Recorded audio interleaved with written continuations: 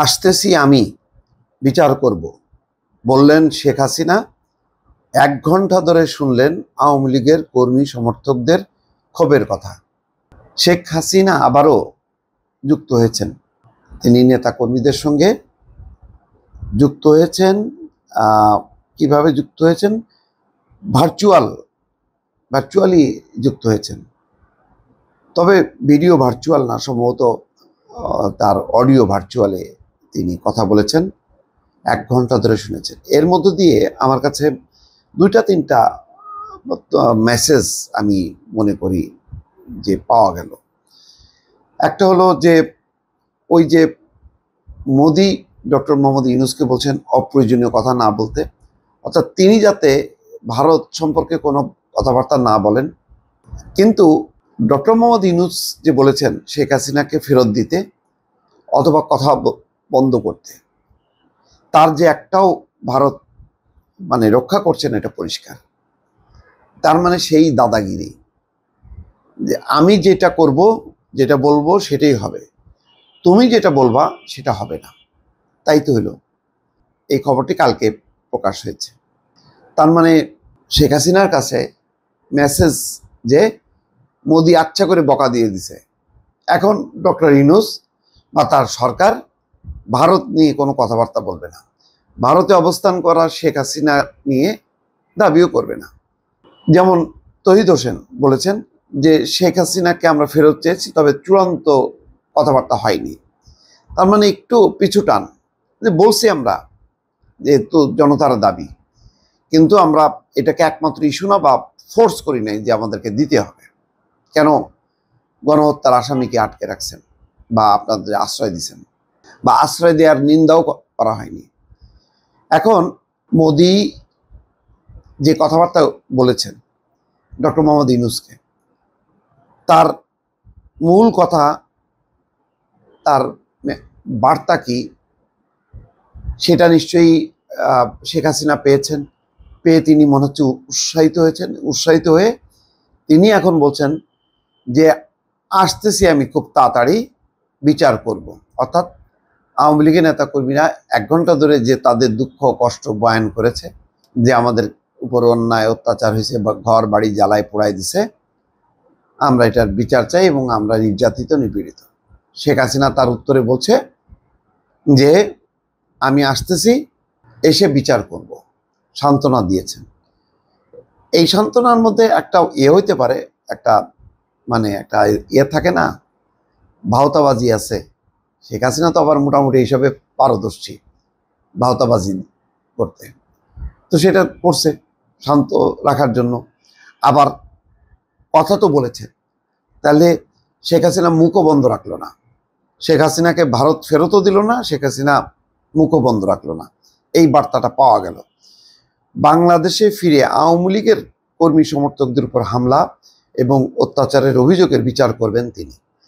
সোমবার রাতে এক ভার্চুয়াল আলোচনায় দলীয় কর্মীদের সেই আশ্বাসই দিলেন সেই দেশের প্রাক্তন প্রধানমন্ত্রী আওয়ামী লীগের নেত্রী শেখ হাসিনা। এটা হলো আনন্দবাজারের ভাষ্য। আলোচনার একটি পর্যায়ে তিনি বলছেন কর্মী সমর্থকদের উদ্দেশ্যে, চিন্তা করবেন না, আসতেছি আমি। গত বছরের আগস্টে আওয়ামী লীগ সরকারের পতনের পর বাংলাদেশ ছাড়েন হাসিনা, পালিয়ে যান। এই কথাটা আনন্দবাজার আজ পর্যন্ত লিখলো না যে পালায় গেছে। তারপর থেকে বিভিন্ন সময় দলীয় কর্মীদের সঙ্গে ভার্চুয়ালি যোগাযোগ করেন তিনি। আওয়ামী লীগের সমাজ মাধ্যমে অর্থাৎ সামাজিক যোগাযোগের ফেসবুক পাতায় সরাসরি সম্প্রচারও করা হয়।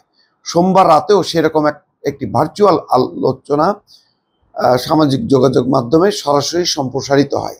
1 ঘন্টারও বেশি সময় ধরে চলা ওই আলোচনা পর্বে দলীয় কর্মী সমর্থকদের সমস্যার কথা শুনেন আওয়ামী লীগের নেত্রী। কর্মী সমর্থকরা দাবি করেন তাদের পরিবারের উপর বিভিন্ন ধরনের অত্যাচার চলছে। তাদের আশ্বস্ত করে হাসিনা জানেন এইসব ঘটনার বিচার করবেন। বললেন আল্লাহ সেজন্যই বাঁচিয়ে রেখেছেন, চিন্তা করবেন না, আসতেছি আমি। ওই আলোচনা সভায় উপস্থিত ছিলেন অল ইউরোপিয়ান আওয়ামী লীগের সভাপতি মোহাম্মদ নজরুল ইসলামও। তারও দাবি বিচার একদিন হবেই, সেদিন আর বেশি দূরে নয়। 1 ঘন্টা 11 মিনিটের ওই আলোচনায় আওয়ামী লীগ সরকারের আমলের সঙ্গে বাংলাদেশের বর্তমান পরিস্থিতির তুলনা টানেন হাসিনা। নিজের বক্তৃতার একটি বড় অংশ জুড়ে আক্রমণ শানান সেই দেশের অর্থাৎ বাংলাদেশের অন্তর্বর্তী সরকারের প্রধান উপদেষ্টা মোহাম্মদ ইউনূসকে আওয়ামী লীগ নেত্রীর দাবি, আমরা আমাদের প্রতিপক্ষের সঙ্গে এমন ব্যবহার করিনি। নাকি ব্যবহার করেনি এরকম 15 বছর ধরে গুম খুন নির্যাতন কি করছেন, আয়নাঘর, এগুলি কি সব বোগাস? কিন্তু ইউনূস ক্ষমতা কুক্ষিগত করছে। ইউনূসকে সুদখোর মানবতা বিরোধী বলে আক্রমণ শানান তিনি। গোটা বক্তৃতায় বারবার আসে বিচারের কথা। হাসিনা বলেন, যারা এই জঘন্য কাজ করেছে তাদের বিচার বাংলাদেশে হতেই হবে, সেটি আমরা করব। শহীদ পরিবারদেরকে বলবো, আপনারা ধৈর্য ধরেন। বাংলাদেশের পরিস্থিতির কথা অ্যামনেস্টি ইন্টারন্যাশনালের মতো আন্তর্জাতিক মানবাধিকার প্রতিষ্ঠান সহ বিভিন্ন আন্তর্জাতিক মঞ্চে পৌঁছে দেওয়ার বার্তা দেন তিনি। আহারে, একসময় এইসব মানবাধিকার প্রতিষ্ঠানগুলো কত আকুতি মিনতি করছে, পাত্তাই দেয়নি। কিসের এসব প্রতিষ্ঠান? এগুলি সব বিএনপির নাকি মুখপাত্র।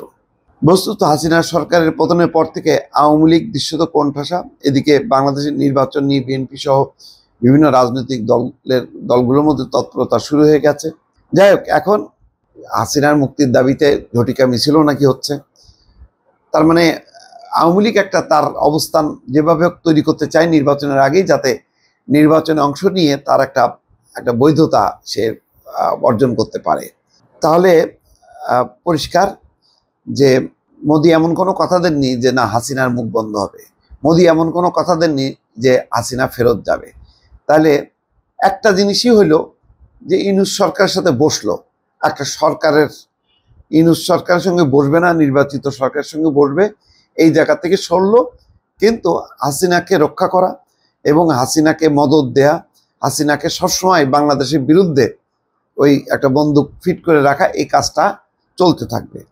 ফলে এখন ভারতই বুঝবে যে এই অবস্থা যদি চলতে থাকে তাহলে ভারতের সাথে আদৌ কখনো সম্পর্ক স্বাভাবিক হবে কিনা, বা ভারতও চায় কিনা যে সম্পর্ক স্বাভাবিক করতে। অনেকগুলো প্রশ্ন এখন এই মোদি ইউনূসের বৈঠকের পর, যখন নাকি হাসিনা 1 ঘন্টারও বেশি সময় ধরে ভার্চুয়ালি যখন নাকি মিটিং করলো নেতাকর্মীদের সঙ্গে, তখন প্রশ্নটা দাঁড়ালো যে আসলে ওই যেই লাউ সেই কুদু। ভারতও তার অবস্থান থেকে সরবে না, বাংলাদেশও তার অবস্থান পরিবর্তন করবে না। ভালো থাকবেন। আল্লাহ হাফেজ।